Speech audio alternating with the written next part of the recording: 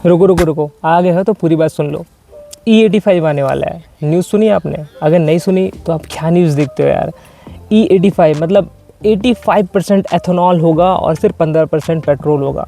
तो क्या ये जो गाड़ियाँ हैं हमारी जो 2023 में मैंने ख़रीदी है, क्या उस पेट्रोल के लिए तैयार है ये? अभी तो मार्केट में सिर्फ E20 मिल रहा है। 1 अप्रैल से पूरे मार्केट में ना E10 मिल रहा है ना प्योर पेट्रोल मिल रहा है, सिर्फ E20 रोल आउट हो चुका है। तो पहले की जो गाड़ियाँ हैं, जो 2023 की जो पहले की गाड़ियाँ हैं, 2022, 2021, 2015 की गाड़ी, वो E10 में चलने के लिए बनी थी या प्योर पेट्रोल में चलने के लिए बनी थी। अब E20 आ गया, तो वो जो जितने भी गाड़ी के ओनर्स हैं ना, सब लोग, बहुत सारे लोग ऐसे कंप्लेन कर रहे थे कि एवरेज कम हो गई हमारी गाड़ी की, मेंटेनेंस बढ़ गया है, सारी चीज़ें। तो बहुत ज़्यादा कंफ्यूजन क्रिएट हुआ और लोगों ने अपनी नई नई जो गाड़ियाँ हैं ना, उसको बेचना तक चालू कर दिया था। मैंने भी सोच लिया था कि मैं भी इस गाड़ी को बेच दूँगा, क्योंकि जब E20 आया ना, तो मेरे मन में डाउट हो गया था कि मेरी जो गाड़ी है E20 कंप्लाइंट है कि नहीं। मैंने रिसर्च करी, बाद में मुझे पता लगा कि हाँ यार, मेरी गाड़ी E20 कंप्लाइंट है। तब मैंने सोचा कि मैं तो सेफ़ हूँ, मैं अपनी गाड़ी को नहीं बेचता। मैंने अपनी गाड़ी को रखा भी। लेकिन बहुत सारे ऐसे लोग हैं जो 2015 में गाड़ी लिए थे, जो 2019 में गाड़ी लिए थे, उन लोगों के मन में बात थी कि हम लोग गाड़ी को बेच दें। तो ये सारी चीज़ें हुई और आज मैंने न्यूज़ देखा और न्यूज़ में मैंने ये देखा है कि E85 आने वाला है। तो आपको क्या करना चाहिए? तो मैं कुछ सलूशन बता रहा हूँ, आप आखिरी तक देखना और आखिरी तक मेरे को रिलेट कर पाते हो नहीं, आप ज़रूर कमेंट में जवाब देना। और आप क्या सोचते हो कि ऐसा होना चाहिए या नहीं होना चाहिए, मेरे को ज़रूर बताना, क्योंकि मेरे मन में बहुत सवाल है। क्योंकि मेरी गाड़ी 2023 की है, अगर E85 आ गया तो फिर तो मामला ख़त्म है ना। फिर इन गाड़ियों को हम लोग कहाँ बेचेंगे, किधर करेंगे, बताओ। आपके मन में भी सवाल उठता होगा, तो ज़रूर इस सवाल का आज कुछ सल्यूशन मैं बता रहा हूँ।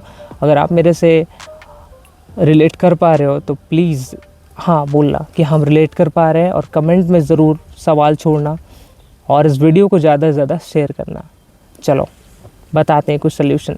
E20 फिक्स हो गया है और E85 आने वाला है, पर क्या हम लोग का जो सिस्टम है, हम लोग का सिस्टम क्या रेडी है? क्या हम लोग रेडी हैं उस चीज़ के लिए? पहला सल्यूशन बता रहा हूँ, मल्टी फ्यूल अवेलेबिलिटी। मतलब हर पेट्रोल पंप में जिसकी गाड़ी जो फ्यूल सूट कर रही है, जो फ्यूल उसको सूट करता है, वो वाला पेट्रोल उसको दिया जाए। जैसे कि ब्राज़ील में हो गया या दूसरे जो विकसित देश हैं, वहाँ पे आपको E0 भी मिलेगा, E20 भी मिलेगा, E25 भी मिलेगा। ठीक है, जो आपकी गाड़ी जिस पेट्रोल के लिए, जिस फ्यूल के लिए कंपैटिबल है, वो फ्यूल उनको मिलता है, वो आज़ादी उनको मिलती है। लेकिन आज हमारे देश में जो पुरानी गाड़ियाँ हैं, जो E10 में चलने के लिए बनी है, वो मजबूरन E20 डलवा रही है।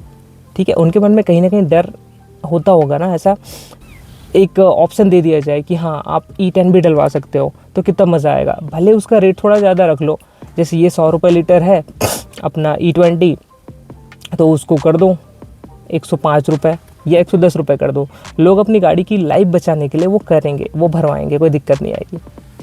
अब मल्टी फ्यूल अवेलेबिलिटी होगी ना, तो हम लोगों को बहुत ईजी होगा। एज अ कंज्यूमर हम लोग गवर्नमेंट से बहुत खुश रहेंगे, और गवर्नमेंट को भी बहुत अच्छा लगेगा, क्योंकि हम जो कंज्यूमर है ना, गुस्सा नहीं दिखाएंगे। अभी E20 आया ना, बहुत सारे लोगों ने गुस्सा दिखाया था, बहुत ज़्यादा लोगों ने प्रोटेस्ट भी किया था, और कई लोगों ने कंप्लेंट भी करी थी कि हम लोगों की गाड़ी की जो माइलेज है वो कम हो गई है। ऐसे अभी मेरी गाड़ी में तो ऐसा कुछ दिखा नहीं है, क्योंकि मेरी जो गाड़ी है E20 कंप्लाइंट है।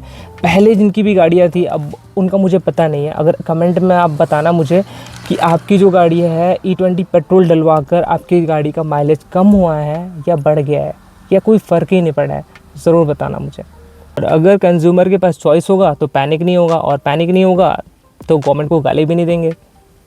दूसरा है व्हीकल कंपैटिबिलिटी लेबलिंग। मतलब हर गाड़ी के आरसी में मेंशन होना चाहिए कि इस गाड़ी में कौन सा पेट्रोल, कौन सा फ्यूल यूज़ करना चाहिए। जैसे मेरी गाड़ी में E20 कंप्लाइंट है, तो ये इसके आरसी में भी मेंशन होना चाहिए, ये एकदम कंपलसरी हो जाना चाहिए।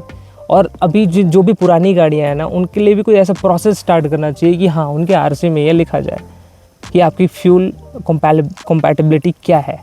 और हर पेट्रोल पंप में ये पेट्रोल पंप वाला भी जान जाए कि हाँ यार, इसकी गाड़ी ये है, इसका फलाना मॉडल है, तो इसमें ये वाला पेट्रोल डलेगा। तो इससे भी हम लोगों को पीस ऑफ माइंड मिलेगा, बहुत शांति मिलेगी हम सबको। तीसरा जो सोल्यूशन है, गवर्नमेंट ने पहले E10 लाया, फिर E20 लाया और फिर अब E85 लाने की बात चल रही है। तो लोग पैनिक हो रहे हैं, धीरे धीरे पैनिक सिचुएशन बन रहा है। और मैं ये चाहता हूँ कि नेशन वाइड एकाएक रोल आउट नहीं होना चाहिए इसमें, क्योंकि देख लो पहले जैसे भी E20 आया तो जो E10 वाली गाड़ियाँ थी उन लोगों में पैनिक बना।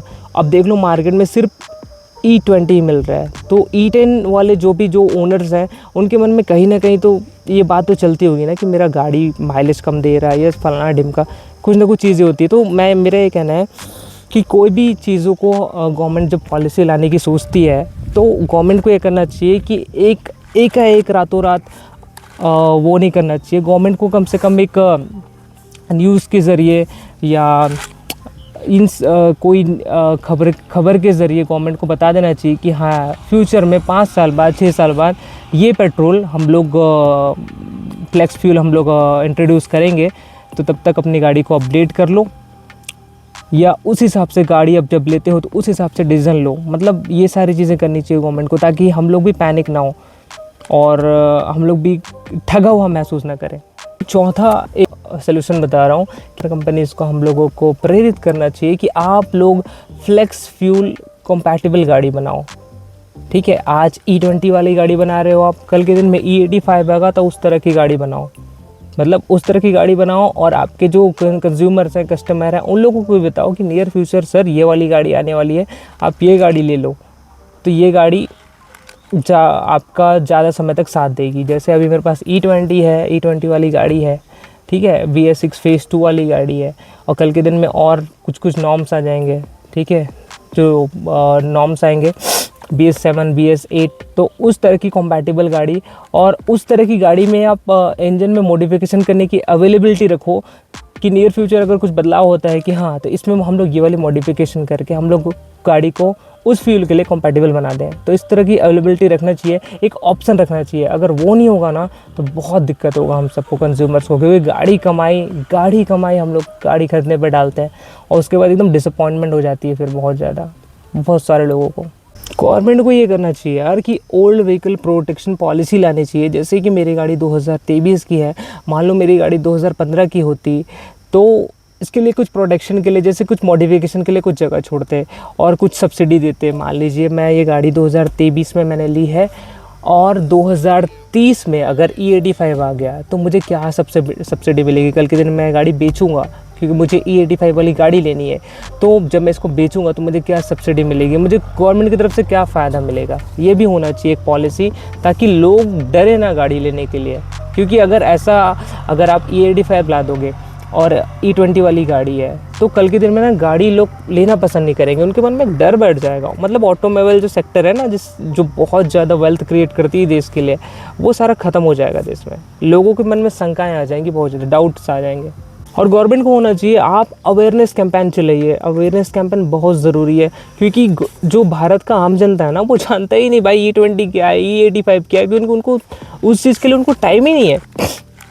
तो गवर्नमेंट को होना चाहिए कि टीवी में ऐड दिखाए, यूट्यूब पे ऐड दिखाए, इंस्टा पे ऐड दिखाए, पेपर में आना चाहिए कि कौन सी गाड़ी, आपका कौन सा बाइक किस तरह की फ्लेक्स फ्यूल के लिए कंपैटिबल है। मतलब ये सारी चीज़ों को आपको अवेयरनेस फैलाना पड़ेगा। जैसे दूसरी चीज़ों के लिए आप अवेयरनेस फैलाते हो ना, तो फ्यूल के केस में भी आपको अवेयरनेस करना चाहिए लोगों को, ताकि लोगों को जानकारी हो। हम इंडियंस को तो कुछ पता ही नहीं है। ऐसे में मैं गवर्नमेंट से एक ही चीज़ कहना चाहूँगा कि देखो, फ्यूल बदलना बहुत आसान है, लेकिन सिस्टम को बदलने के लिए ना टाइम मांगता है। मतलब एक प्लानिंग मांगती है कि हाँ यार कैसे सिस्टम को चेंज करें, क्योंकि हमारे देश में इतना बड़ा पॉपुलेशन है, आप एक चीज़ों को चेंज नहीं कर सकते। इतने सारे लोग हैं, इतने ज़्यादा माइंडसेट के लोग, इतनी ज़्यादा गाड़ियाँ हैं, तो इन सब चीज़ों को ना एक प्लानिंग ज़रूरी है। और प्लानिंग नहीं करेंगे तो दिक्कत हमको होगा, और प्लानिंग के साथ चलेंगे ना तो अनसर्टेनिटी जो होती है ना देश में, तो लोगों के मन में एक जो आशंका है ना, वो डाउट क्रिएट नहीं होगा। और डाउट क्रिएट नहीं होगा तो गवर्नमेंट के प्रति एक अच्छा सा एक विश्वास आएगा, और इससे गवर्नमेंट को ही फ़ायदा है और हम कंज्यूमर्स को ही फ़ायदा है, कार ओनर्स, बाइक ओनर्स, सबको फ़ायदा है। किसी को घाटा नहीं होना चाहिए यार, इसलिए मैं वीडियो बनाया। तो कमेंट में जवाब देना कि मेरे जो बात मैंने आपको बताई, क्या आपको बात सही लगी या नहीं लगी, और आपकी गाड़ी का एज क्या है, 2015 की गाड़ी है, 2016 की गाड़ी है, एवरेज कम दे रहा है, ज़्यादा दे रहा है, ज़रूर बताना। लाइक सब्सक्राइब फॉलो कर देना।